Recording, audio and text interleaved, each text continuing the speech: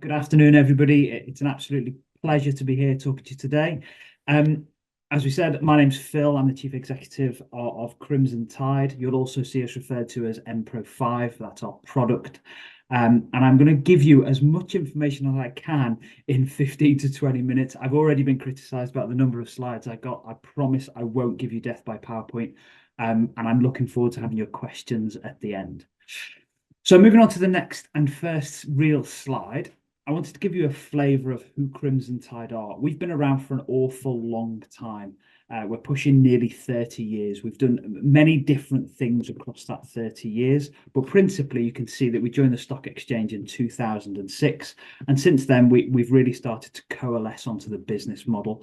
Our main product, Empro 5, was launched in 2016, and it has since gone through a couple of iterations, making it more robust, more usable, and into the beautiful app that hopefully I'll be able to give you an oversight of today.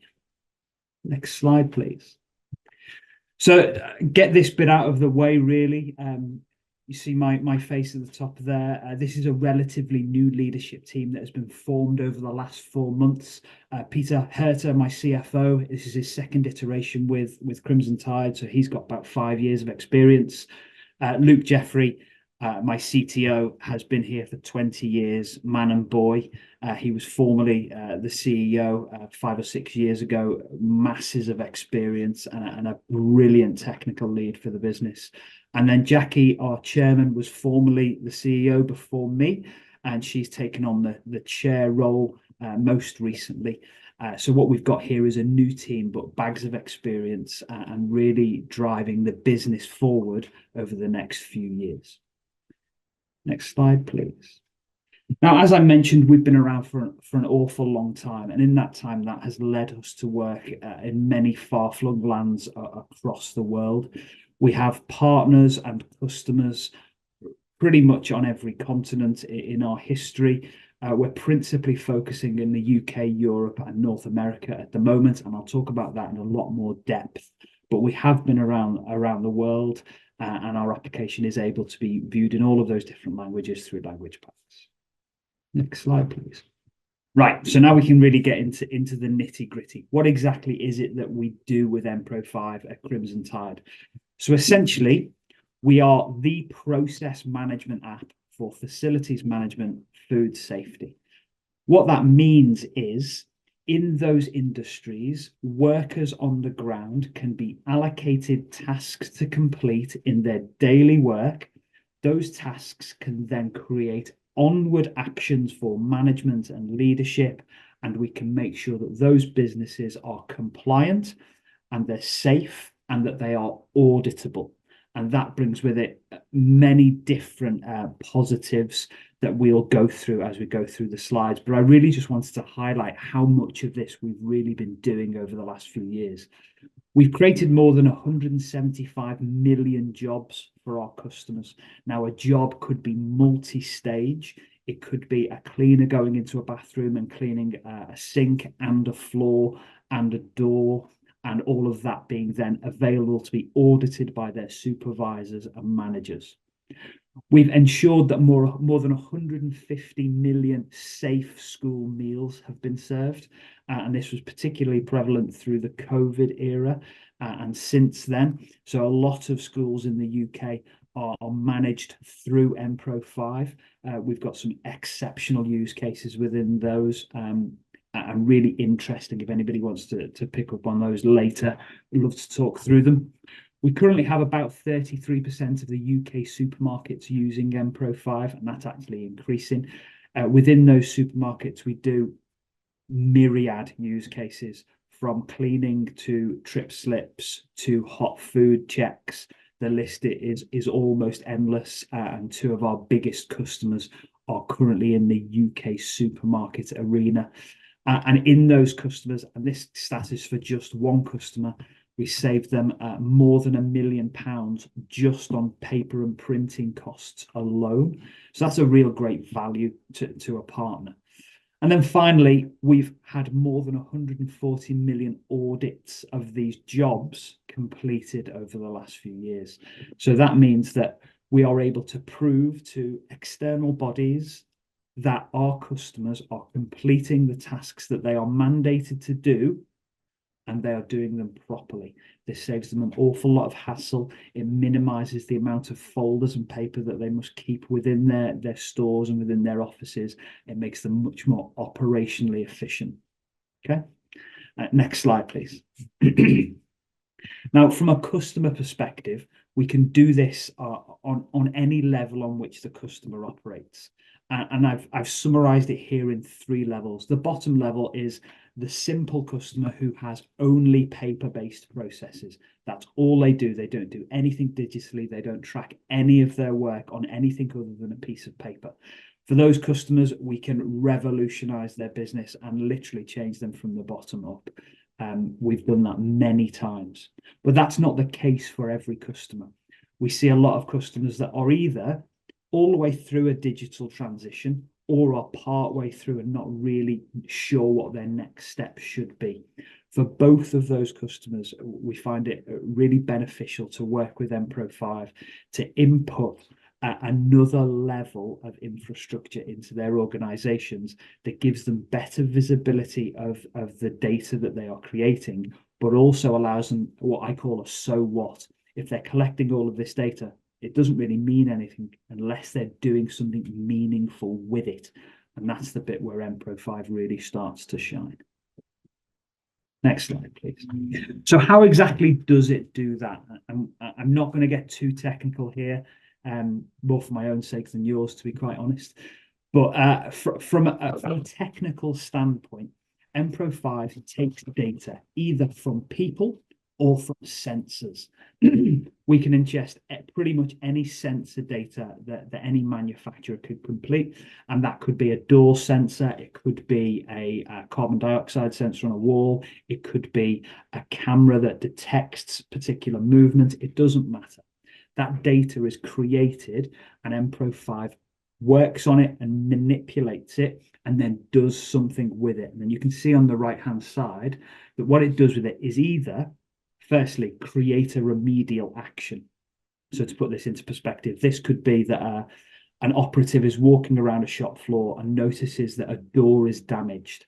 They go into MPro5, they note that defect, and then an onward task is created for a facilities management director or manager to go and make sure that that repair is completed in good time. We can then take that data and aggregate it onto a dashboard. So if you think of UK supermarkets, the largest has around about 3,200 stores. That's a lot of data to process. We can take all of that data and summarize it into needs to do and immediate and must do's in a couple of weeks. We can do that in a lot of different ways, but actually making that data meaningful for senior management to be able to look at the problem areas in their business. We can also create alerts. We can send out emails so that jobs get done more quickly and confirm that jobs have been done. And we can also integrate into third-party systems. Now, this one's particularly useful if a business has single sign-on so that they can sign into MPro5 with their business work email address. Next slide, please. Now, I wanted to just give you a little bit of an overview of the logic that lives behind MPro5. This isn't necessarily what the application looks like itself. What I would say is if you would be interested in seeing what the app looks like as a follow-up, we could do something through Investor Hub and we could show you some different use cases with that app. But for now, let's assume that we are a retailer. So I'm going to choose my middle option of retail. And what that gives me, onto the next slide, is how we work in MPro5 terms. So we look for operatives, job types, assets, and outcomes. And you can see here there are lots of different types of operatives. So there are different people. Let's say it's a retail store. They have different operatives who do different jobs with different assets, and they're trying to achieve different outcomes. So let's choose store manager and go on to the next slide. And we'll see that the job types that a store manager would do in a store are different from everybody else. And they only do reports or confirms or audits. So if we choose the next slide, we'll then see that in our instance here, we've got a store manager who is confirming that their ovens and fridges are clean, safe, and compliant. Now, that would be a task that would display on their mProfile application. They would physically tick off. They would create some evidence to show that that has happened, and that would be then stored to be either viewed on a dashboard or be auditable by an audit team. Next slide, please. And just going back to that main summary, so if we take a couple of other examples here while we're here, a supervisor would do the supervisory tasks with supervisory-based assets. An assistant would do the maybe more menial tasks. They would do the communication piece or maybe the cleaning piece. So it's all about having the right assets and jobs for the individuals completing those tasks. Next slide, please.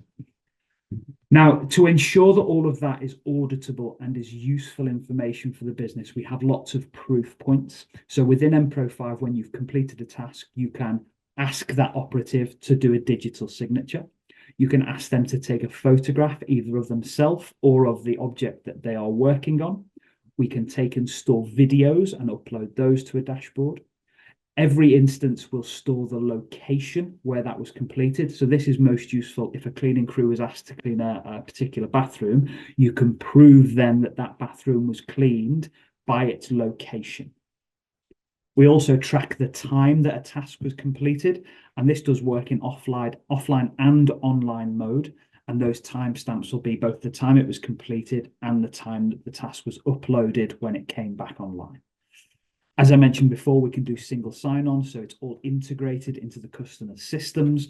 And then the final two kind of newer additions are that we can do scanning of barcodes and scanning of NFC tags, and that will initiate a job. So this is most useful if say for example, a window cleaner is on a top stack of a building and they're about to clean a particular drop.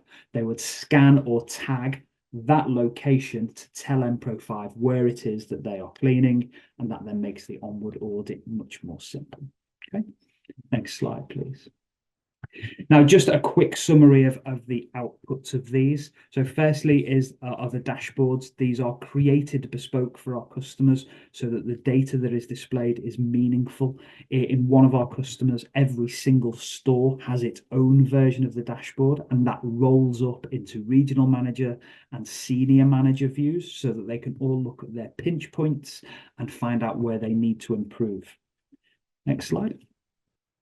We then have a web portal. Now, this web portal is typically used by administration or supervisory staff, and they can schedule tasks to be completed, and they can make sure that everything is scheduled correctly. Not every customer uses this. It tends to be the larger of our customers that want to have a little bit more ownership at their level, but this is a facility that we provide. And then finally, on our next slide, is the mPro5 application.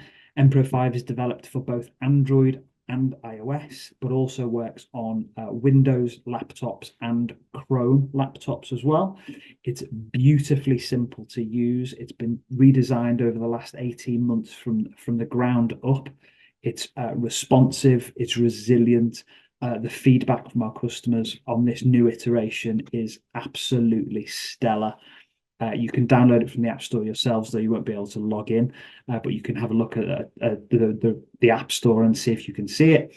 It is a thing to behold and something that we're really, really proud of, and our customers really do love it.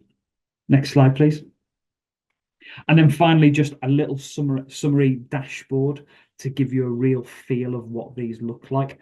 So if I was, for example, I was a cleaner, and you were my manager, you would have assigned me a particular area to clean. I would go away and I would clean that area, and you would see that if I had met the cleaning requirements, both in time and taken my pictures, that my bars here would be updating, and you would see, yeah, really good employee doing what I asked him to. If I noticed that something was amiss and I flagged that some work needed to be completed, you would then see that somebody else had a job to be created, and that person had then gone away and completed that job, and you are able to then keep a real handle on your business and see how quickly things are getting completed, and also able to see where things aren't being completed and improvements can be made. Next slide, please. So what does that mean for our customers? Well, I'll let you read the slides yourselves, but one anecdote I really like to use, one of our largest customers, they outsource their cleaning of their areas with 3 external companies. And in 1 year, 2023, we saved that partner 1.125 million in cleaning costs because we were able to prove that areas weren't cleaned when they were being told that they had been cleaned by their cleaning partner. We were able to audit all of those partners so quickly and efficiently that they could refuse to pay those invoices.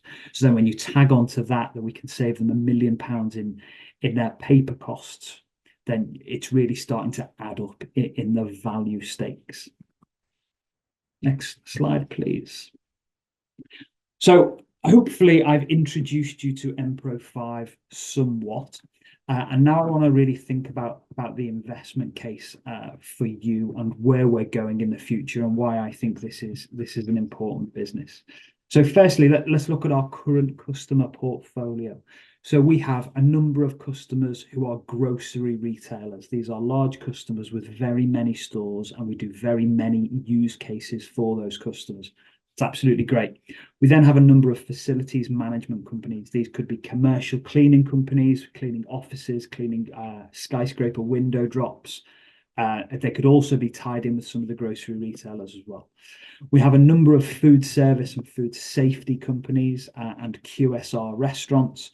So they are providing food services and ensuring that that food is safe to sell or to consume via MPro5 and a couple of other sensors. And then we have a whole raft of others. We have some very large utility providers who provide gas to homes and to businesses. We have a horse racing element.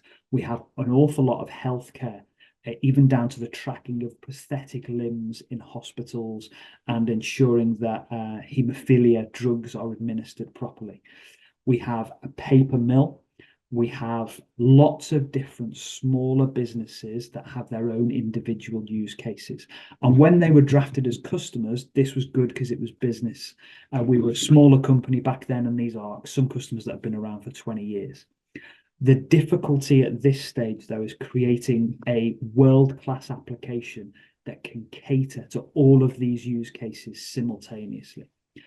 So what we're starting on now is a process of really focusing on our core verticals, on our core offerings. So if you could go to the next slide, please. Could you wrap it up in a couple of minutes, Phil? I certainly can.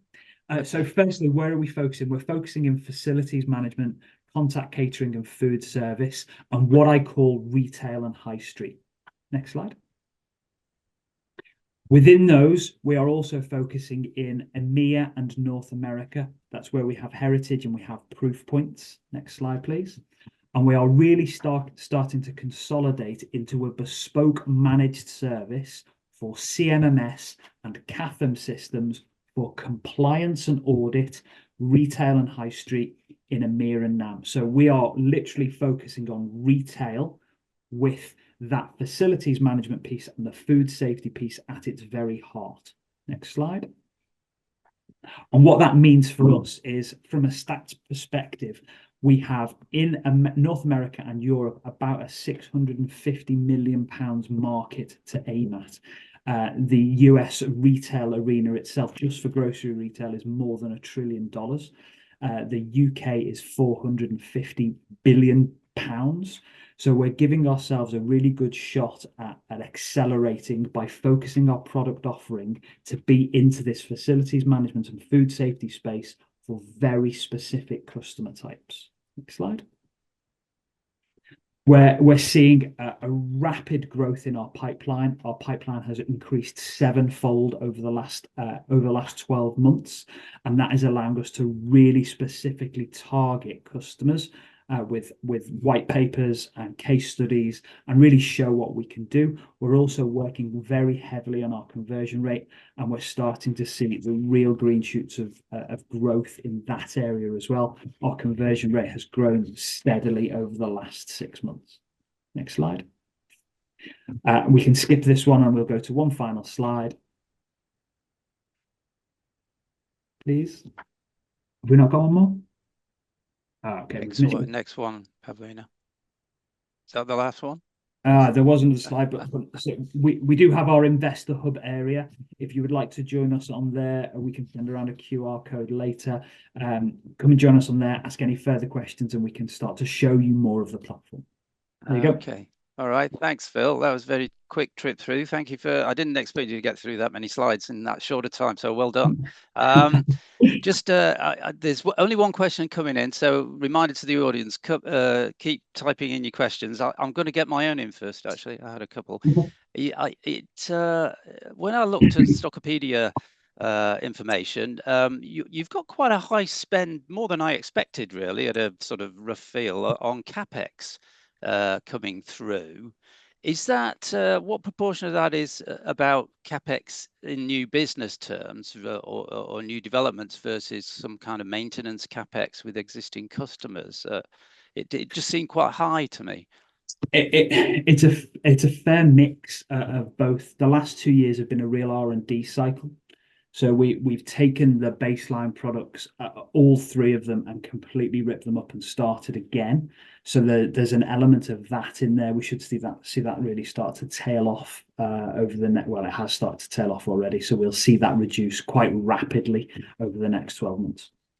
Right. Okay. Yeah, because that fundamentally seemed to be one of the things that's depressing profitability really at the yeah.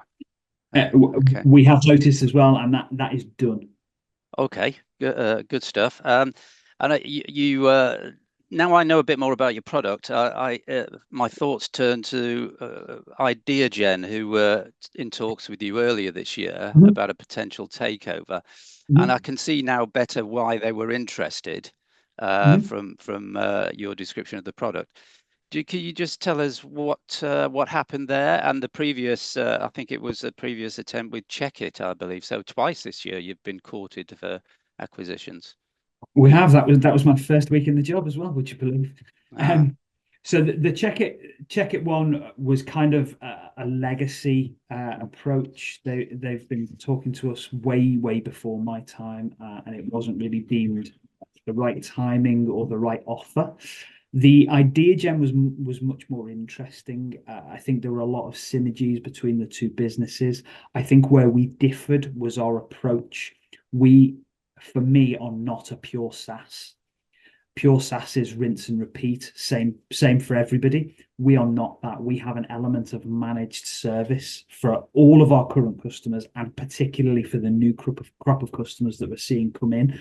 And it's that white glove approach that's quite difficult for pure SaaS businesses to deal with, because there's things that we must do that other SaaS companies wouldn't. And I think that's where the fracture kind of happened. All right. Okay. Thank you for that. There's one question here from Carl Brown.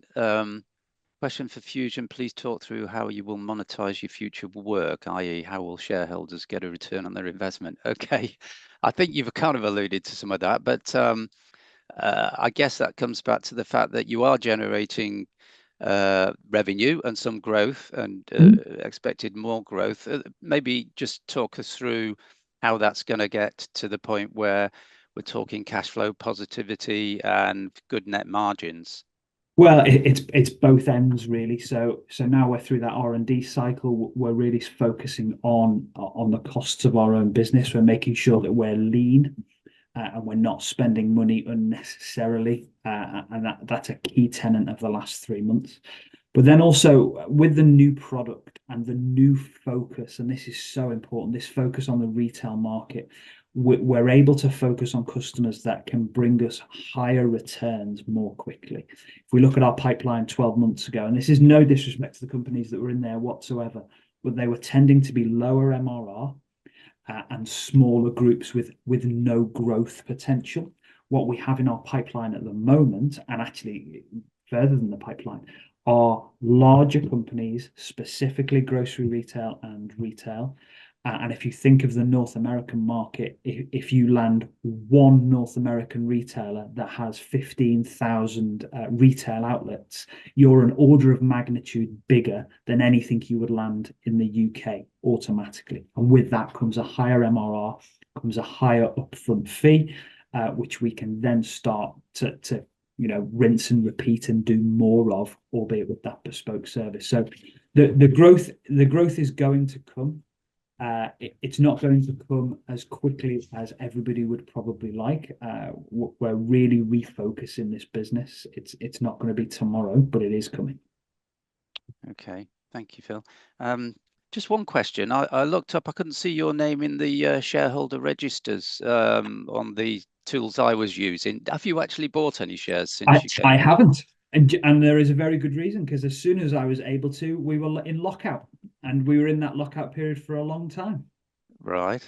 So okay, are you still in that at the moment, or can you buy any We're soon? not, where I am planning to buy. Yes, I am. Good. I think that's one of the things that would give us all a bit more confidence, I'm sure. You're genuinely first person to notice that, but no, as soon as I was in a position to buy, we were then subject to AIM rules, and I wasn't allowed. Yeah. Yeah, no, I understand that. It's sometimes difficult when you're on the inside like that. Okay, thank you. Any more questions from anybody in the audience there before we move on? No, okay. They're all bereft of ideas out there at the moment. So many thanks for that, Phil, for Pleasure. that quick run through. I'm a lot more clued up on Crimson Tide now, and wish you well with the strategy and your new role. Thank you very much. All right, thank you. Thanks, everybody. Right. So hopefully that gave everybody a good feel for what Crimson Tide's all about. And as Phil said, actually, you can go on their website, and they're using the Investor Hub plugin on their website to communicate with the likes of ourselves who are interested in them from an investment case point of view. So do have a look at that, and you should be able to get a hotline into Phil and his colleagues and get a good response. So next up, we have Fusion Antibodies and Dr. Adrian Kincaid. Welcome, Adrian. You're going to take us through some slides, completely different type of business, but interesting nonetheless. So hand over to you, and I'll pick up at the end with some questions. Thanks, Adrian. Thank you very much. Yes, I'd be very pleased to take you through. Thank you very much for the invitation to join you tonight. Fusion Antibodies, for people who don't know us, is a contract research organization. We work with partners to take their assets, discover their assets, engineer them, and supply for research purposes at least.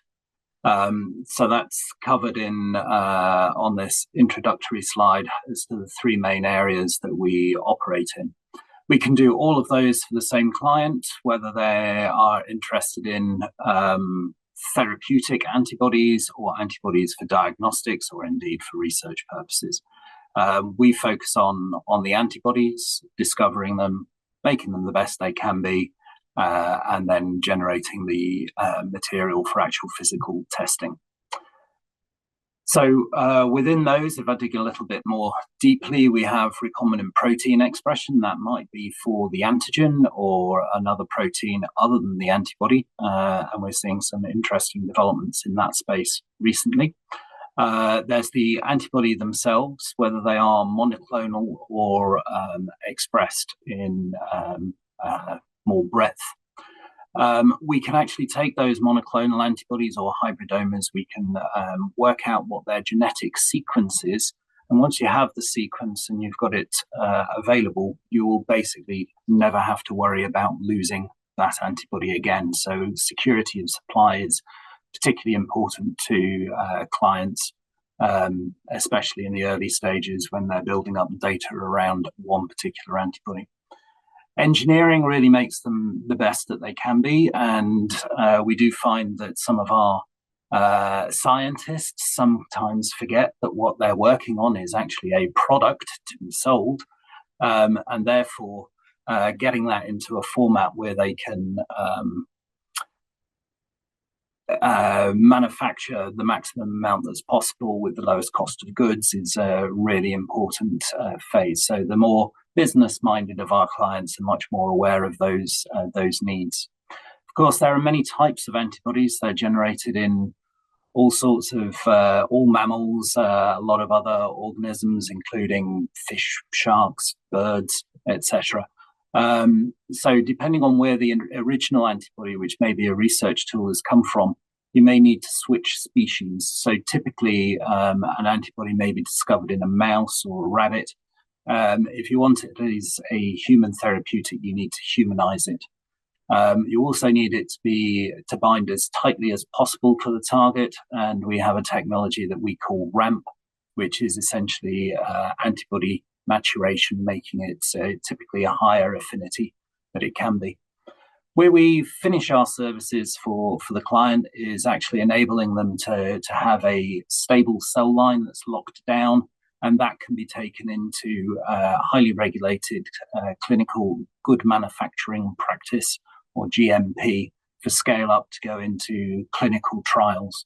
And that's when values certainly start to be very much higher, really, because they're going into heading towards going into the clinic and going into people. So I spent more on that slide than I usually do. I will hopefully be able to move this on.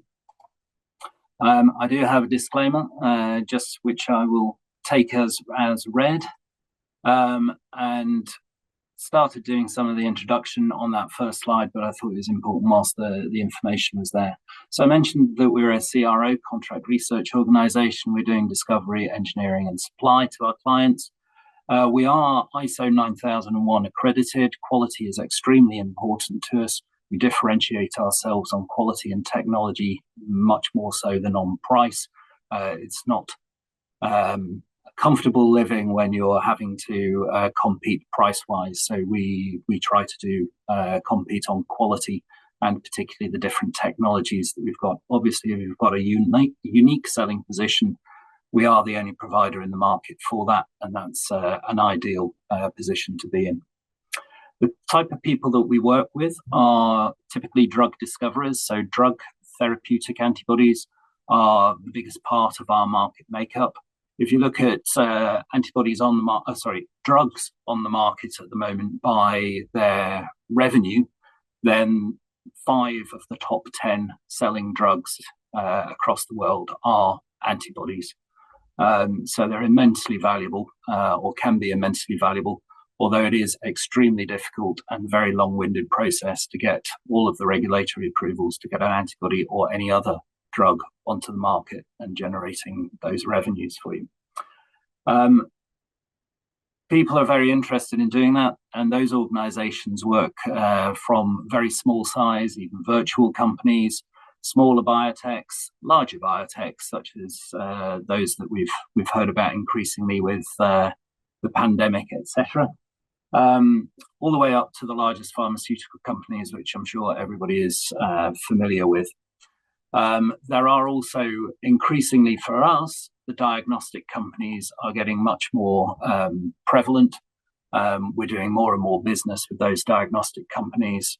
There is an increasing expectation that diagnostics will be available either as companion diagnostics to show that the patient is going to respond to a particular drug, which is obviously important, particularly if you're paying for it, but also for the best outcomes that are possible. And as we know from the pandemic and all those lateral flow devices that we had to use, where the red line is actually 2 antibodies combining. People are much more used to doing those tests now, and they want diagnostics. They want to know if they have a viral disease or a bacterial disease, so that they can know that their antibiotics would or would not be effective. They also want to monitor the state of their health through other diagnostic means. So typically those diagnostic tests, immunodiagnostics as we call them, use antibodies right the way through. Finally, research institutions and academic centres who may be doing more fundamental research on tomorrow's drugs targets also use antibodies quite heavily. So there is a third market of research antibodies. And again, we're very happy to work with those people. Essentially, the application of the antibody is up to the client. We focus on generating the best one as possible, and best, the definition of best varies according to the client. So our mission is to, or our vision, sorry, is to be the expert partner of choice for those seeking antibody-based services in discovery, engineering, and supply, or ideally all of them, which we have available through our integrated therapeutic antibody services. Fusion Antibodies has been around for over 20 years now. We have a tremendous amount of experience. I spoke earlier about humanization of antibodies. We've humanized over 270 antibodies. We've expressed thousands of antibodies. We have solved problems for a great many clients, probably to the extent that there probably isn't a problem that you can face with an antibody that we haven't already seen and solved. Maybe for a different antibody, but they have parallels. So I mentioned earlier about the unique selling position and ideally being the first people into the marketplace with various products. Some of our unique selling positions are highlighted on this slide. So we have different, what I call discovery engines, ways of finding an antibody to start the whole program off. The top ones there, Optimal is our flagship product, our platform that's currently going through beta testing with the National Cancer Institute in America, part of the National Institutes of Health over there. We have an AI and ML, artificial intelligence machine learning platform, which the computers say this ought to be a good antibody, and we bring it into the real world to find out whether it is or not. So very much cutting edge on the in silico side. And then we have the Opti library that's behind the design of the Optimal library, but we can put it into more industry standard phage display format. If anyone wants some more details on the biotechnology of that, feel free to pose a question or possibly on our Investor Hub. And we can give you more information. There's certainly more information on introduction to these different technologies that are on there. The more traditional ways of making antibodies have proven very successful, and they continue to work very well. So they're typically hybridoma or B-cell cloning, either from rabbits or indeed mice. And we continue to support those, particularly with our expertise in humanizing those mouse antibodies and rabbit antibodies and getting them into human format. More recently, we've actually noted and started to exploit an area in the market, which is actually not for human therapeutics, but for veterinary medicine. So we can caninize the antibodies and make them suitable for dogs, or felinize for cats, even equinize for horses, particularly race horses. So there's a tremendous amount that we can do with those antibodies. One of the very important things about the discovery engines, though, is that by having a unique hook when we go looking for clients at the early stages of their projects, we can get them on board because we're the only people that can do these Optimal, AimLab, and Optiphage platforms, or we're the best at doing the hybridoma or B-cell cloning. And then we can keep them with us all the way through those engineering processes where you're making the initial antibody the best that it can be, and then into supply, so right the way through our process. So there is a bit more emphasis on discovery engines for the purpose of capturing clients and keeping them with us. If I move on just to one slide, these have already been presented in, these figures have already been presented in some depth, but I thought I'd remind people just in case you've missed it. The 6 months ended 30th September. We'd seen the company coming through a very difficult time. The whole industry globally had gone through a difficult time, but we'd seen revenues starting to pick up and improve, so very much turning the corner.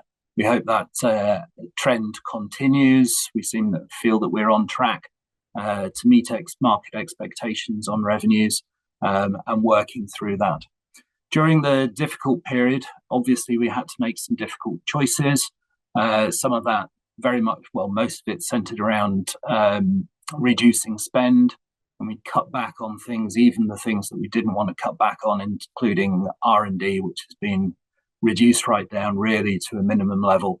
There's lots of ideas that we have that we would like to exploit, but in these figures here, you could see that we were not best placed to invest the quantities that we wanted to in the platforms that we are most interested in.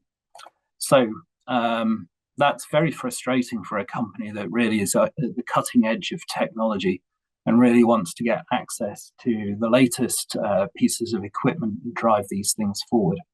So it is extremely timely that I can move on to the news from particularly just over a week ago, where we were announcing the Future Medicines Institute, a new institute that's going to exist within Belfast, where we are based. And it's really a major step forward for the whole of Northern Ireland in the Life Sciences Centre.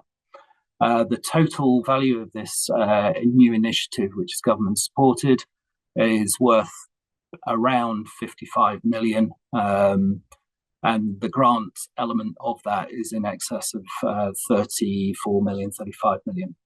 The building that the Institute will be based in is shown in the centre here. That's an existing Queen's University building, Belfast building. So we will be taking the ground and third floor, or parts of the ground and third floor within this facility here. So there's none of the money going into bricks and mortar. It's ready, already lab based, and we'll be very quick to get up and running with the Future Medicines Institute. Two of the factors that this consortium that's been brought together of, I think it's 12 different organizations, enables us to look at, though, is things that we could not, as Fusion Antibodies, have accessed before.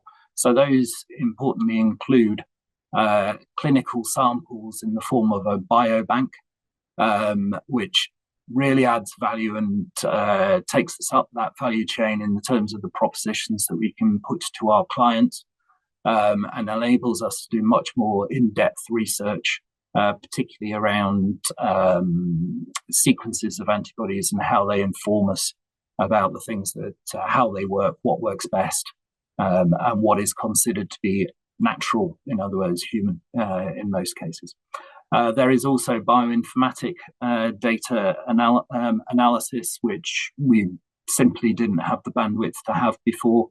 And we've got access to experts from Queen's University who are going to become staff members within the Future Medicines Institute. We're encouraged to be very much collaborative so that we can get a really good network of people from the different companies and both of the universities working together to foster best practice. So as we get the Institute set up, we're encouraged to share hints, tips and best practice tips and techniques, really, to ensure that the work that we do is really the highest quality of science, and we can help each other out. However, the main thrust of the work that we do is very much directed towards furthering our own R&D and establishing platforms for new therapeutics and diagnostics. So we can work through that using the facilities there. We own our own IP, the things that we invent. There's no claim on that from other partners unless we work as a collaboration. We come to agreements between ourselves from that. What it also does is acts as a focal point, gives critical mass such that new discoveries that we have could be spun out in more of a hub and spoke sort of model, which again we just wouldn't have been able to do until this initiative really came about to give it the critical mass and be able to put teams together for them to take it forward. So we could actually start spawning new clients, if you like, to the Fusion business as a consequence of this. So all in all, it really is a tremendous grant, a tremendous initiative. The people that have led it, particularly from the lead applicant, which was Queen's University, have done a wonderful job in really giving critical mass to the life sciences in Belfast. And because antibodies are so central to that, Fusion Antibodies is also really central to it. You got a couple of minutes, Adrian. Do you think you'll be able to? I will speed up. So the things that we're being offered from this is laboratories and facilities. There are 20 staff that are joining. There are PhD studentships. There is £5 million of funding for capital equipment. Some of those have been on the Fusion Antibodies wish list for quite some time, but we wouldn't be able to afford them. There is also just over £1 million worth of direct funding that's potentially available. On the slide, I say about 1 million because we will see how that pans out as to how much of that we can claim, but it's earmarked for us. We've got that really important access to clinical samples and to the specialist capabilities within Queen's University. If I were to say that I wanted to do all of this work, in which we do, and had to fund it myself, it was a question that was posed by one of our institutional investors. It would mean that we would have had to have done a fundraise of around £6 million. Given that before the announcement was made, our market cap was around 4 million. You can see how this gives us the propulsion to be 2.5 times the value that we were before we've even got the additive effects of each of those different things feeding in. So this grant is hugely valuable to us. We're at the beginning of a transformative step, and we're really looking forward to realizing those things. So very briefly, in summary, our vision is to be the expert partner of choice for those seeking antibody-based services in discovery, engineering, and supply. We have made significant commercial progress demonstrated by the H1 results. This grant that the FMI presents with us is really transformative, allows us to move on. Our ISO 9000 accreditation, which was renewed just at the end of last week with the audit, shows, because it was acclaimed as the best ever audit that we had done, that we have such a commitment of the team. They really do care. They are committed. They are doing extremely good things. And combined, we have those significant ambitions that I mentioned earlier. We have the people, we have the technology, we have the skill and the know-how, and it is our intention to realize those ambitions. Hopefully I do have the slide with the all-important QR code for Investor Hub.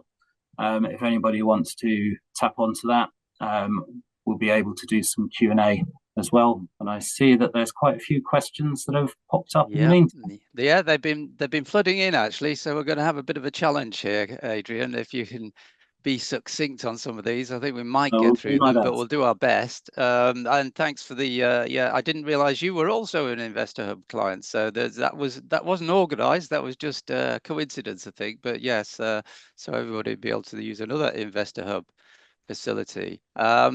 There's several questions I'm trying to summarize really, because they're kind of linked, and that's people trying to understand the business model. How are you monetizing? So it's some great technology, very interesting, but how much is about charging clients for one-off projects or development work, and how much is going to be going forward in royalties and other forms of income? Yeah, so we do charge fees for the work that we do, and the figures that get presented, such as in the interims, are really based around fees done on a short-term basis. So we prefer to call it custom services that we offer. Every client is different, every project is different, rather than fee for service, but we do charge fees for those that give us a reasonable margin. Where possible, we will seek milestones or royalties, possibly even both.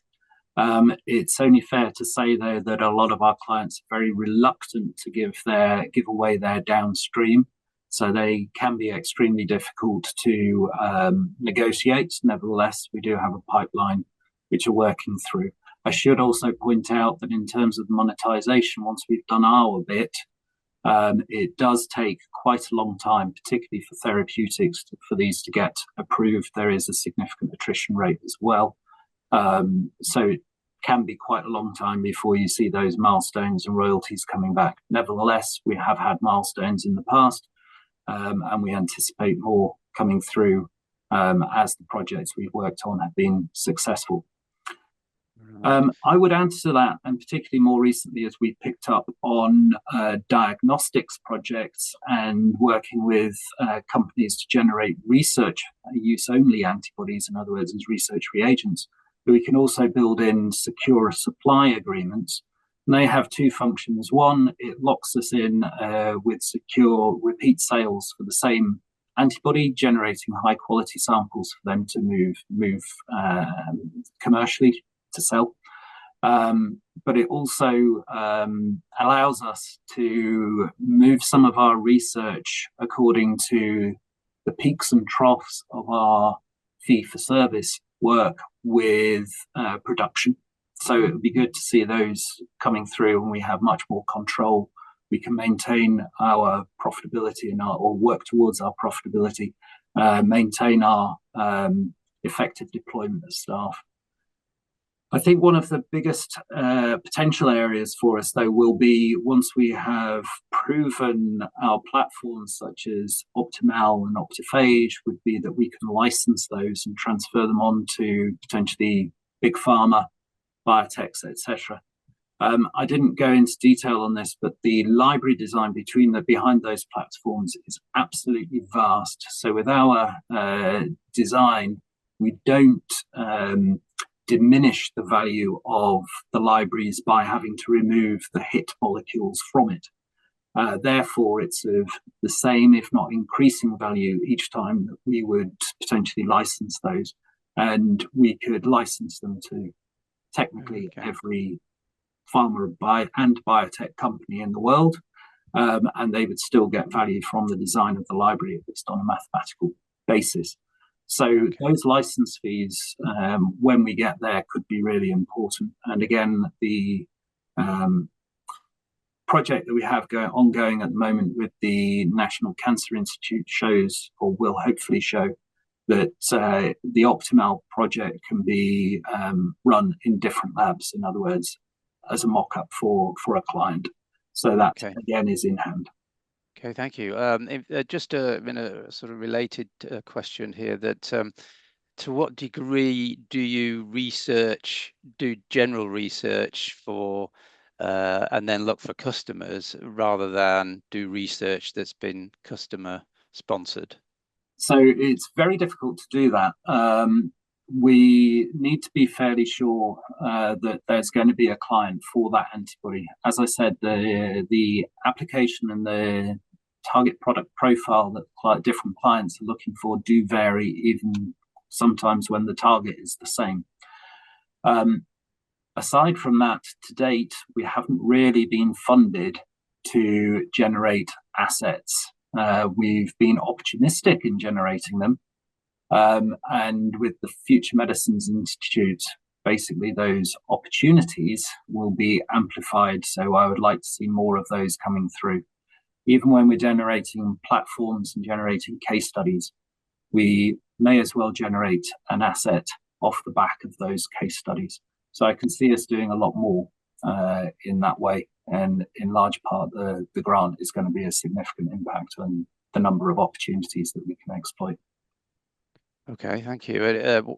One also in terms of the sales and revenue generation, the question here whether you have a dedicated sales team, and if not, why not? And a bit of a side swipe to say, after 20 years in existence and a market cap of 7 million, should this be something you should be doing? But I think that's just to get you thinking about it. What's the position on sales? So we do have a dedicated sales team. It's a reasonable size, actually. There's 4 people working our sales, which is approximately a sixth of our staff numbers. So it's a good capacity that we have there. Right. We've changed the way we engage with clients so that we get much more into the scientific discussions early on. So they are quite talented individuals and do a pretty good job. So yes, absolutely, we're dedicated sales. We have a large number of projects that we work on. Most of our projects are relatively small, and partly due to market conditions where people are very cash conscious. They only want to commit to smaller segments of the project, one step at a time. So those projects that we're working on typically aren't substantial enough to warrant an RNS or an announcement like that. But it does tick along in the background, and combined, we have the figures that we announce on a half-yearly basis. Okay, thank you. The just a slightly more detailed question, what you've already been talking about. One question here, wanting to know over the historical business, what percentage of the revenues have been milestone or royalty related rather than fee for service? A very, very small proportion. So nearly everything is fee for service. It takes about 12 years to get a therapeutic onto the market. So you can see that we're in for a fairly long game. Okay, thank you. Lines in the fire. One question on you mentioned the £5 million worth of capital equipment that's going into the new institute. Question here, what type of equipment could this include, and will you own the equipment outright when the grant is exhausted? So the institute will own the equipment. They're responsible for maintaining it as well. Okay. We've got access to that, and there's a steering committee to ensure that the access to the equipment is fair. One of the items, just to give you a feel for it, in stable cell line development, for example, technology has gone along leaps and bounds. So the quality is the most important thing, but also the timelines are becoming a little bit shorter. So keeping up with that latest technology really does require investment.